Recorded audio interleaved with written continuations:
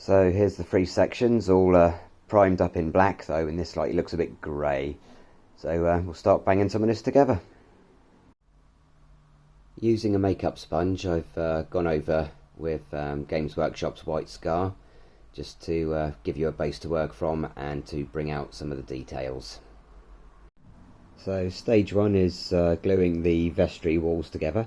It is worth noting that these can be a bit fragile, so when you're trying to get them out of the main board that they come in, it's probably worth just going around some of the more delicate bits with a craft knife just to make sure you get them out cleanly without any snapping, like the really thin bits like the cross on the tower.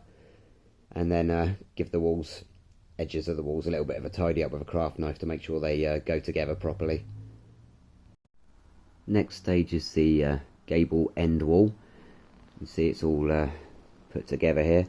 Another advisory, it's also, before you put any glue on, just do a dry run and make sure you've got the pieces on the right place. Next up it's the two side walls. Attach those to the vestry end, which of course you've already done, and the inner back wall, which will be covered up by the tower.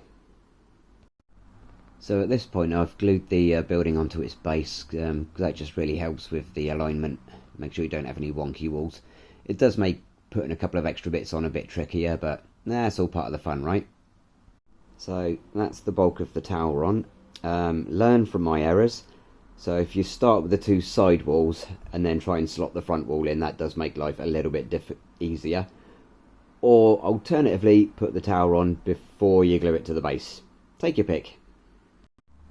So I've assembled all three of the roof pieces. If in doubt, the half slate goes at the top of each of the roofs, as you can see there, just to make sure they fit. Again, it is worth doing a dry run before you put any glue to it.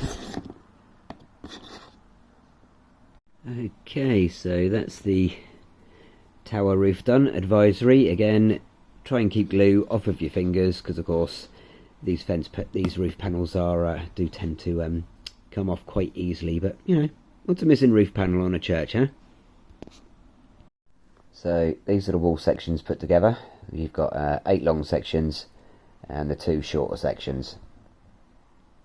The last bit of assembly, of course, is all the graves.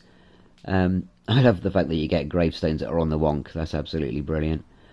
I think Sarissa Precision have done a heck of a job on this model, actually. It is all solid wood. I say solid in the broadest sense of the word. And none of these rubbish cardboard roofs that I am never going to be a fan of. So, good job. Nice one.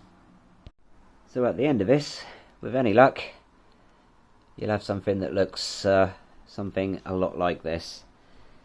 It's probably worth plugging up these gaps in the roof if you're a green stuff kind of fan and you got your own moulding stuff. But other than that, I absolutely love this little build. It's a belter. Now it's just time to paint it, but that's another video.